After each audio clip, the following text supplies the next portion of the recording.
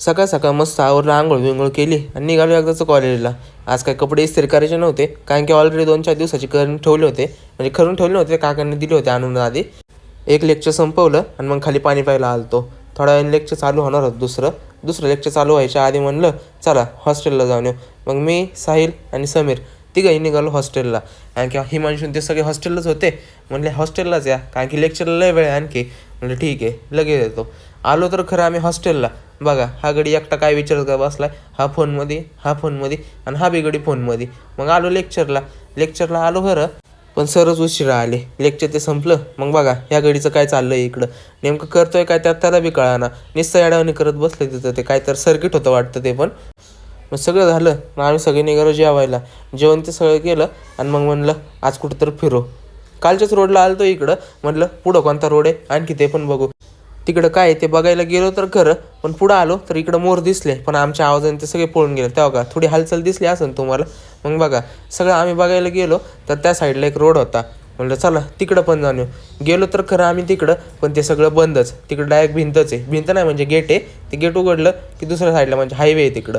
मग म्हणलं ठीक आहे चला दुसरीकडं जाऊ. मग कॉलेजच्या बॅक साईडला पण चांगलं आहे, म्हणजे सगळं आर्मीचा एरिया वाटतं तिकडं जाऊ म्हणलं चला आपल्याला काय, आपल्याला फक्त फिरायचं आहे. बघा हा एरिया कसा भारी आहे, नुसती झाडं आहेत, म्हणजे आर्मीचं कॅन्टीन आहे वाटतं या साईडला. त्याच्यामुळं मग एका ठिकाणी आम्ही थांबलो. तिथं आम्हाला बंद पडकी 2-4 म्हणजे घरं नव्हते, वेअर हाऊस टाईपसारखं काय तर होतं ते. म्हणलं चला आतमध्ये जाऊन बघू. आतमध्ये गेलो तर खरं आम्ही का खिडकीमधनं थोडंफार दिसन तुम्हाला, काहीच नाही, सगळं मोकळं आहे. खिडक्या बिडक्या सगळ्या काचा फुटलेल्या आहेत. मग आर्यन म्हणला ये निशांत इकडं बघू काय तर आहे इकडं. म्हणलं चल बघू. मग आम्ही सगळे आलो, पण इकडं काहीच भेटलं नाही आम्हाला. सगळं बंद पडकं, सगळं तुटलेलं फुटलेलं होतं सगळं तिथं. अशा इथं 4 ते 5 रूम होत्या. सगळ्याच रूमला गेलो आम्ही. मग निखिलच्या हातात कॅमेरा दिला. म्हणलं चल तू शूट कर, आम्ही सगळे फिरतो. आम्ही फिरत होतो. मग त्या सगळे आर्यन ते सगळेच आले. इथं असं वाटतंय की गाईचा गोठा ते असेल. मग सगळ्यांना म्हणलं जाऊ द्या, आपल्याला काय करायचंय आपण सगळे जाऊ इथनं. जायला तर आम्ही निघालो खरं, पण बघा दुसरीकडेच गेलो आम्ही. दुसरीकडे एक ठिकाण होतं, तिकडं पण रोड होता. म्हणलं चला तिकडं काय आहे ते पण बघू. तिकडं 2-4 राहायच्या रूमा होत्या, ते काही शूट केलं नाही. मग इथं आलो. हे गोडाऊन म्हणजे मोकळंच होतं. यांना म्हणलं चला ह्या गोडाऊनला पण बघू. मग मी गेलो पुढं. मग हिमांशू ते सगळे मागणं येत होते. पुढं गेलो तर खरं आम्ही, पण पुढं आम्हाला एक वेगळं दिसलं. का इथं हाडांचा सापळा आहे बघा सगळा. कशाचा आहे कोणत्या ह्याचा आहे ते माहिती नाही, पण इथं हाडांचा सापळा आहे. आता किती दिवसात झाला असेल त्याला काय माहिती. सगळं बघितलं आणि लगेच बाजूला एक रूम होती, त्या रूममध्ये गेलो. चला म्हणलं ती पण रूम बघू. आता एवढं धाडस केलंय तर सगळ्याच रूम बघून टाकू, कोण आपल्याला काय करणार आहे.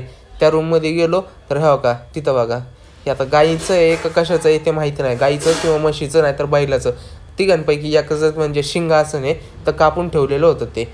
आता काय माहिती आपल्याला तर माहिती नाही काय असेल ते. तिकडनं सगळं ते बघितलं आणि म्हणलं चला आपल्याला काय घेणार नाही एवढं, आपण फक्त बघायला आलतो हे, आपण जाऊ आणला आता इथनं.